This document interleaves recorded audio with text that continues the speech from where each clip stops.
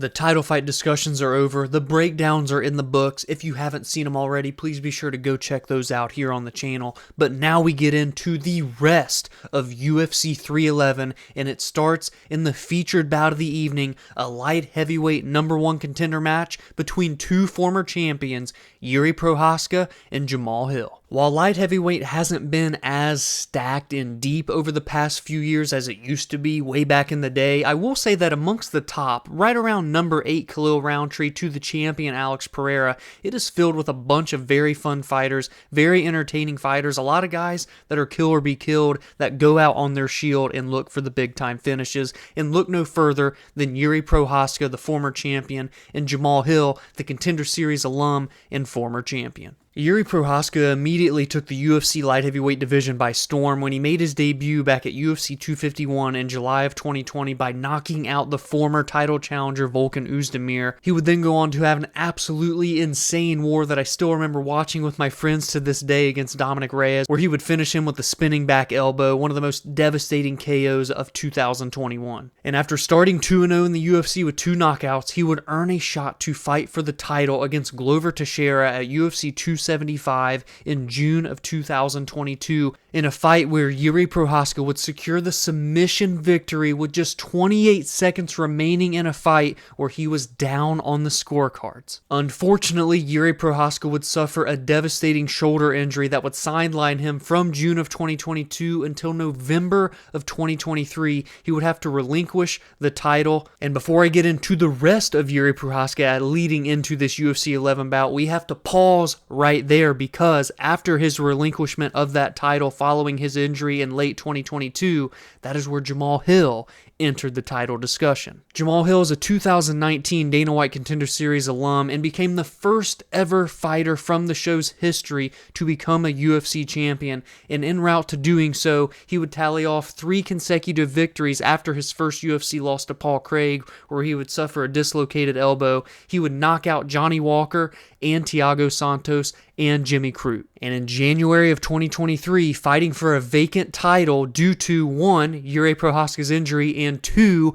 a draw for the vacant title in December of 2022 between Jan Blachowicz and current #1 contender Magomed Ankalaev. And in January of 2023, he would find himself standing across the octagon from the former champion Glover Teixeira, and Jamahal Hill would have a very, very good performance, getting a unanimous decision victory to become the champion. But much like Jiri Prochazka, Jamahal Hill would suffer a devastating injury that would sideline him for over a year. For him, it was a ruptured Achilles, causing him to, like Jiri Prochazka, vacate the light heavyweight title. And now we can go back to Jiri Prochazka because he re-entered the title discussions after Jamal's injury. Jiri would return from his shoulder injury at UFC 295 November 11th of 2023 and face the former middleweight champion turned 1-0 at that time light heavyweight Alex Poatan Pereira to fight for the vacant title. Alex Pereira would go on to TKO Jiri Prochazka in the second round of their fight, 4 minutes and 8 seconds into that round. And now both Jiri and Jamahal Hill's paths realign perfectly, and that was at UFC 300, where Jiri would face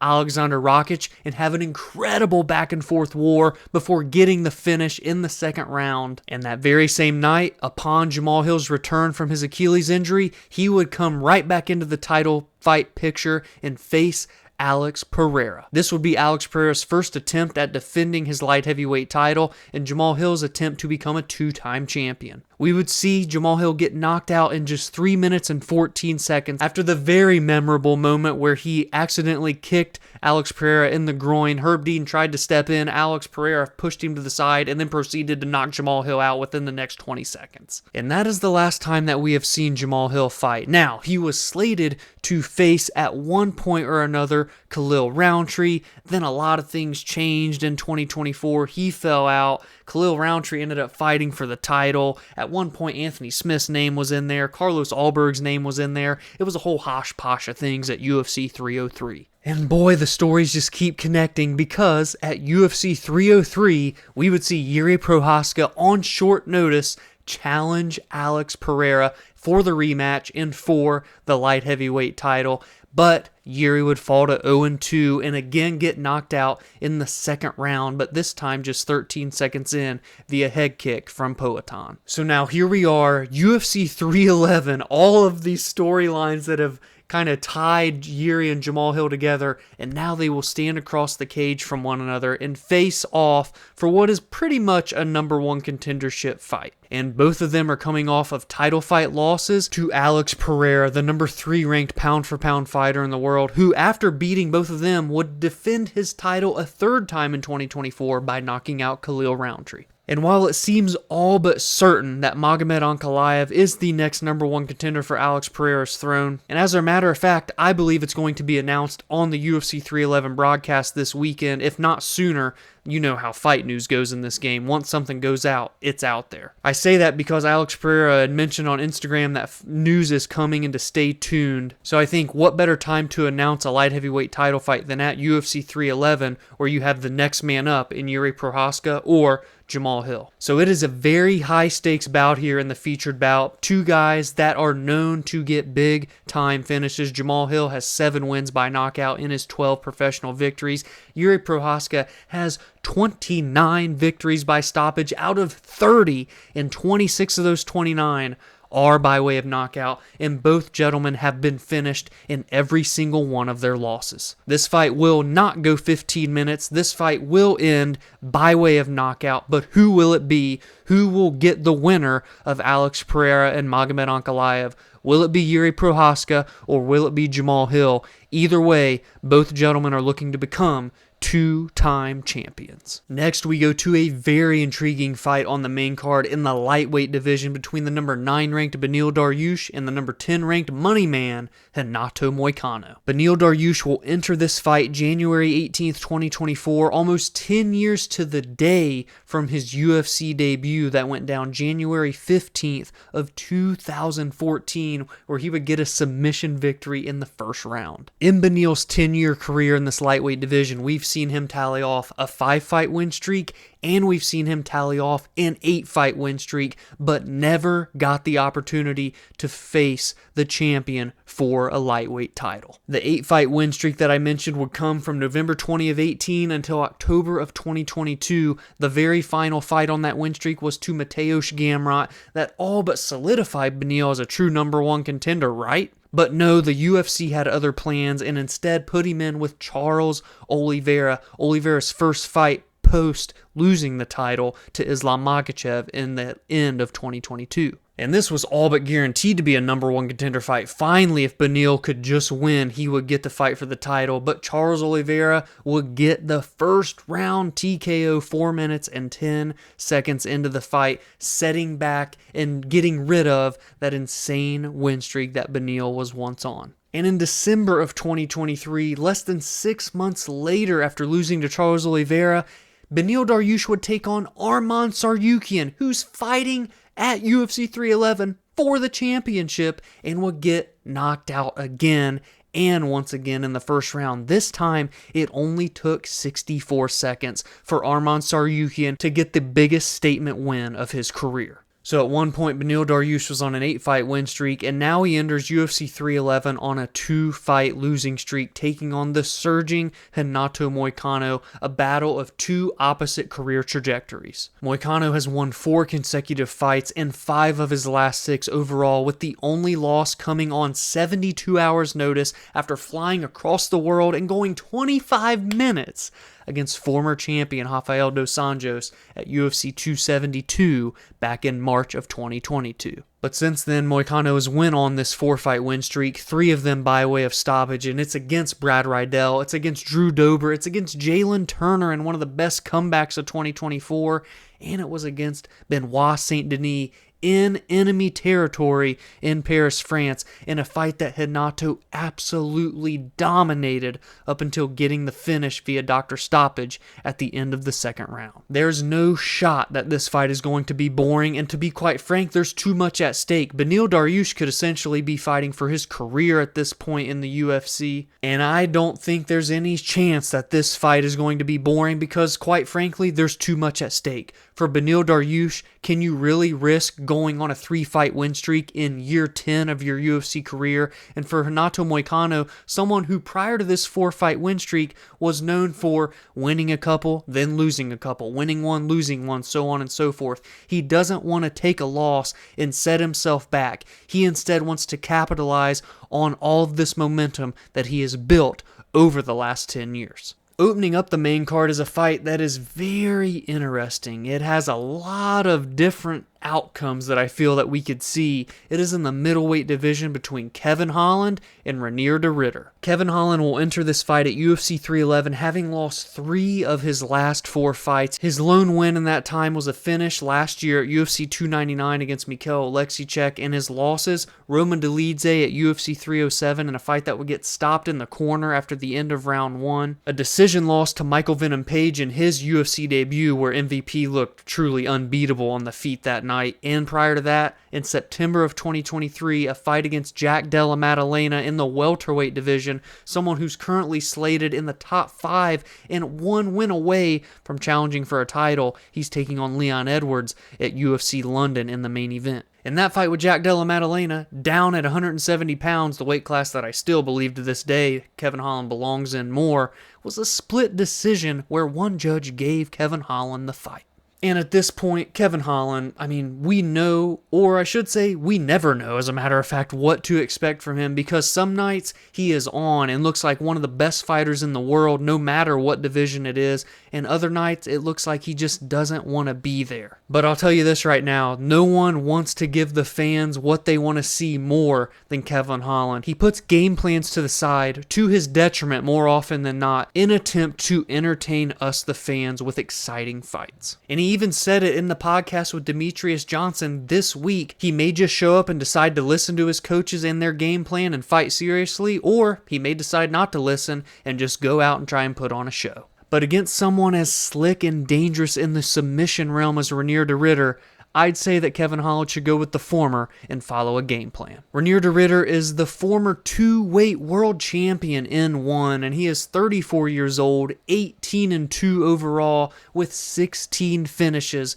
and 12 of those 16 are by way of submission, and that includes his UFC debut in November of last year, where he would submit Gerald Meerschaert, a submission ace in his own right, in the 3rd and final round. That fight got a little sloppy, if I'm being honest. Both guys just looked like they were extremely exhausted from the pace that they were putting on one another, paired with the grappling sequences and reversals that they were doing. But Reinier De Ridder was able to not only get the submission, but drop Gerald Meerschaert on the feet in order to set up that submission. And the UFC is wasting no time, because now if Reinier De Ridder gets a victory over someone with as big of a name as Kevin Holland, he immediately inserts himself into the top 15 discussions of 185 pounds. This is huge, because Kevin Holland at this point always wants to be in fun fights, but there's still a small portion of me that believes he can be a truly elite fighter when he dedicates himself. And for Reinier De Ridder, 34 years old, he's on the back end of his prime, doesn't have a lot of time, right? Kind of entering around the same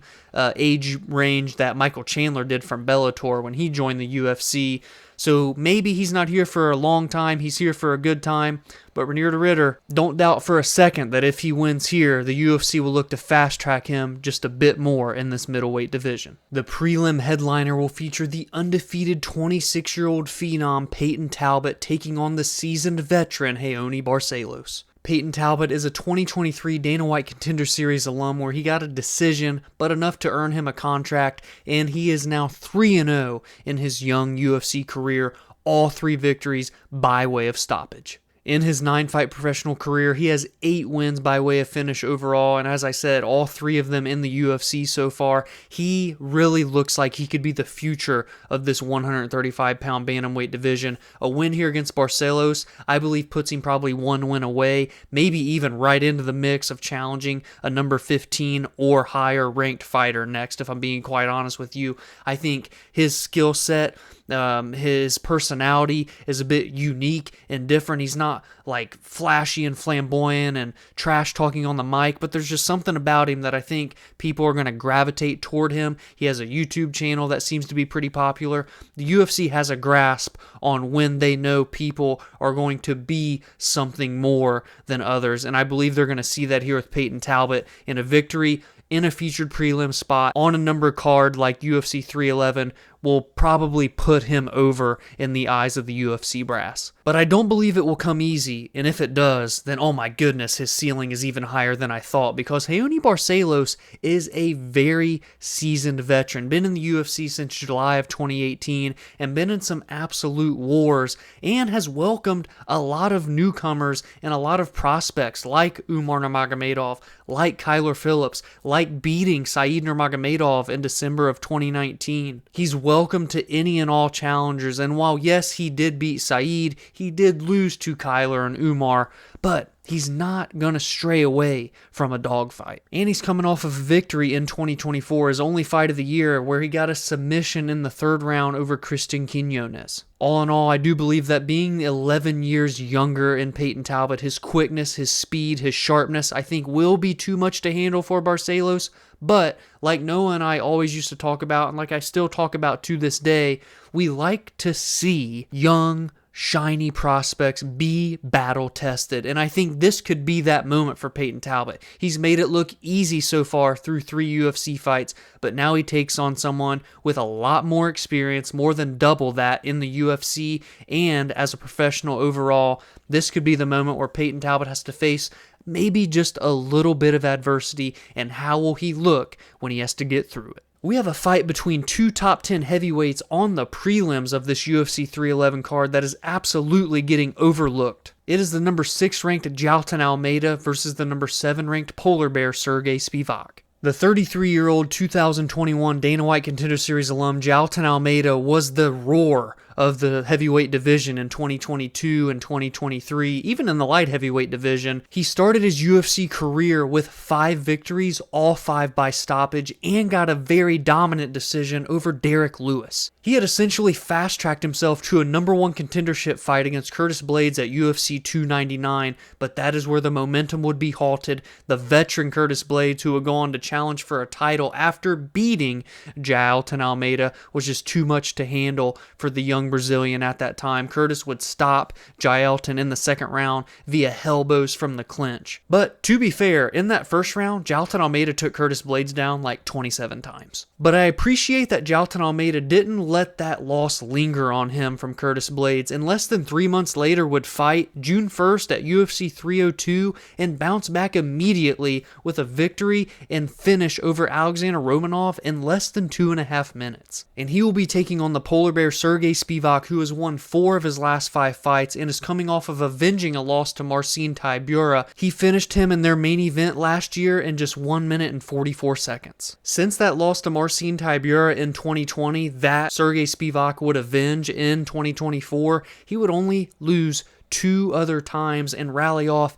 7 victories. The losses, the interim champion of the world, Tom Aspinall, and Cyril Gane, someone coming off of a victory against Alexander Volkov at UFC 310. And having won 4 of his last 5 fights, all against big names, the victory over Tybura, the seasoned veteran, a finish over Derek Lewis, a finish over Augusto Sakai, and a knockout of Greg Hardy that started the win streak in March of 2022. I think this fight is super intriguing because much like the fight with Almeida versus Blaydes, Almeida is taking on someone who is just as good, maybe if not better, in the grappling and wrestling realm. This time, Serghei Spivac. What's going to give? Will the absolute just power and strength and athleticism of Almeida outweigh the big body and strength that Serghei Spivac has? Spivac has finished 15 of his 17 victories, been finished in 3 of his 4 losses, and Almeida has finished 20 of his 21 victories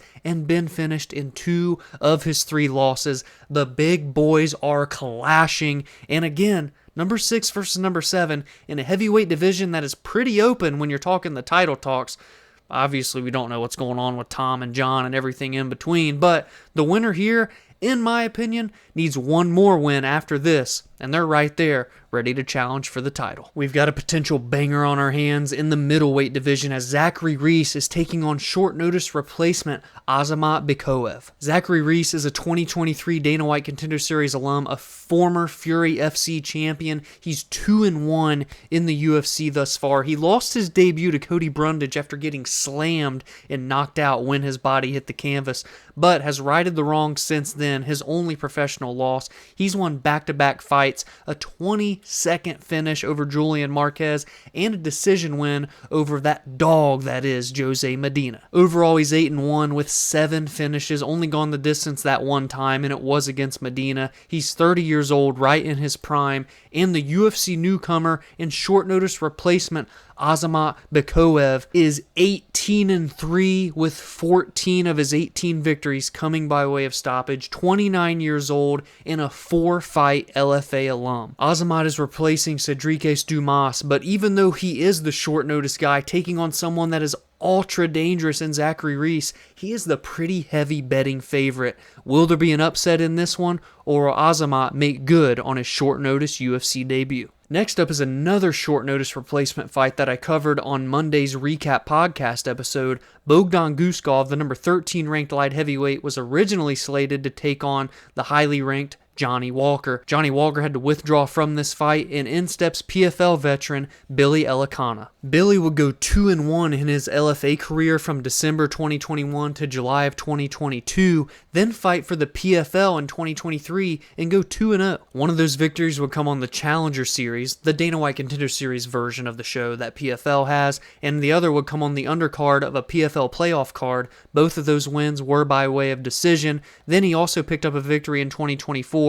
on the regional scene with a first-round TKO. He's 29 years old, a 7-1 record overall with 4 of his 7 wins coming by way of finish, and in that one loss, it was a decision, so Billy has yet to be stopped, but Bogdan Guskov may say otherwise because in his 16 professional victories, he has finished all 16 opponents. 14 knockouts and 2 submissions for Anthony Smith's twin, the 32-year-old Bogdan Guskov, who has also lost 2 of his 3 fights by way of stoppage. This man is must-see TV. He made his UFC debut in September of 2023 and would get stopped in the first round via submission by Volkan Oezdemir. Didn't have that on my bingo board coming from no time. But bounced back in 2024 with a 2-0 year, first-round finish over Zach Palga, and a second-round finish over, at the time ranked, Ryan Spann. That is what got Bogdan to the number 13 spot. Next we go back to the lightweight division where Grant Dawson will look to re-enter the rankings after having just been kicked out recently by Joel Alvarez and his amazing finish that he's coming off of a few weeks ago. Dawson went 2-0 in 2024 with 2 victories over Joe Selecki and Rafa Garcia. The victory over Garcia was by way of TKO,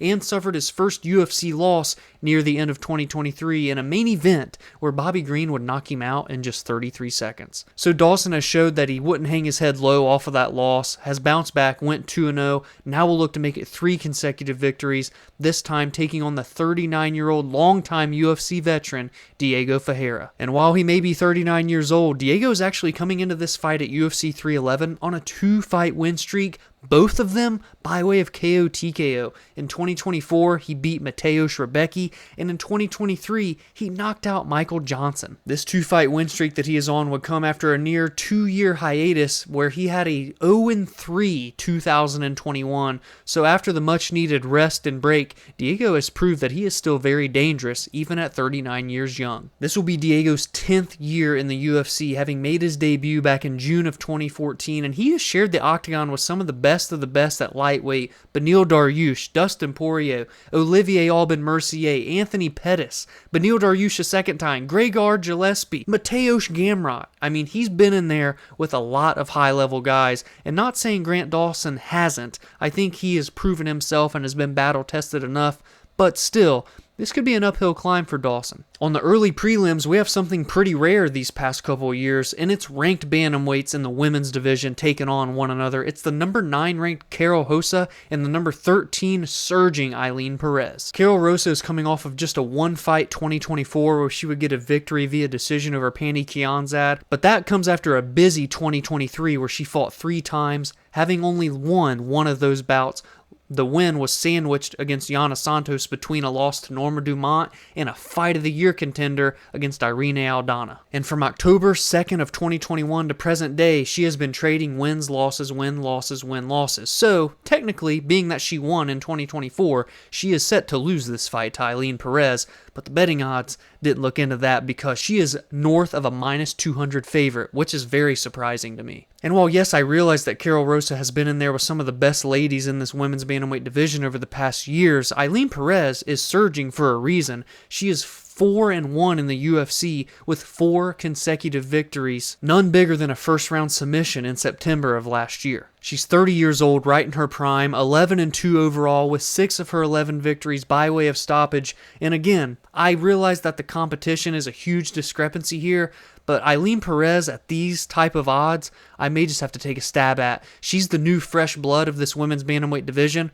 Quite honestly, she's the only fresh blood that we have going right now to make things fresh amongst the top 10 of this 135-pound weight class. In the men's bantamweight division, we have Rinya Nakamura, the 29-year-old undefeated Japanese fighter, 9-0 with 6 finishes, and in the UFC thus far, he is 3-0, and he's a road to UFC veteran. He is taking on the 28-year-old Muin Gafurov, who is 19-6 with 17 of those 19 wins by way of stoppage. Gafurov fought numerous years and won championship. He was a Dana White Contender Series alum. He lost on the show in 2021. He's a 2-fight LFA veteran, now has 3 fights in the UFC. The guy has high-quality experience, and in the UFC, even has fought John Castaneda and Said Nurmagomedov. So Rinya Nakamura may be the undefeated fighter with the pretty record, but this could be an uphill battle for the -500 favorite. Dana White Contender Series alum turned Ultimate Fighter winner Ricky Turcios is back on this card, looking to bounce back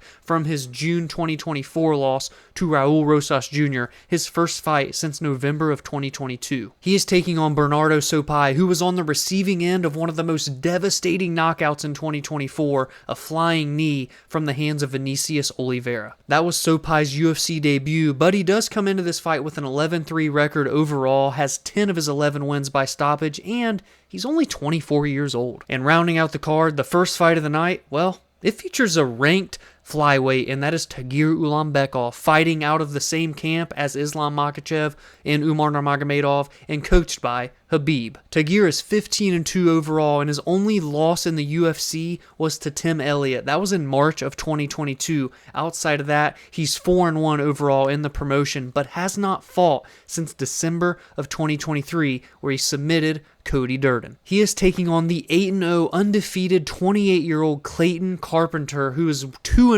in the UFC since making his Dana White Contender Series appearance in 2022. And both of his UFC fights thus far are by way of submission. As a matter of fact, he's finished 6 of his 8 wins overall. This could actually be a sneaky fight of the night contender. Tagir has finished 9 of his 15. We know he's going to want to go in there, look to grapple, and get this fight to the ground for a submission. But Clayton Carpenter, no slouch down there, at least offensively, but he's going to be tested defensively here. Whew. So that is it. After breaking down 14 fights, the UFC 311 previews are in the book. Give me all of your predictions, give me all of your thoughts, give me all of your bets, and everything in between for this absolutely stacked pay-per-view, the first UFC pay-per-view of 2025. If you enjoyed this breakdown, please be sure to drop a like and subscribe to the channel if you are new. Every single week, I break down the biggest and best fights heading into each card, what are the storylines, and what is at stake. I recap the most meaningful results every week from each card, and I give my thoughts and opinions on MMA news and fight announcements. You can join the community on social media at Verbal Spar MMA on X, Instagram, and TikTok, and you can follow on your favorite audio listening platforms such as Spotify and Apple, where podcast episodes release there every Monday and Friday. Have a great weekend, enjoy the fights, and I will see you in the next video.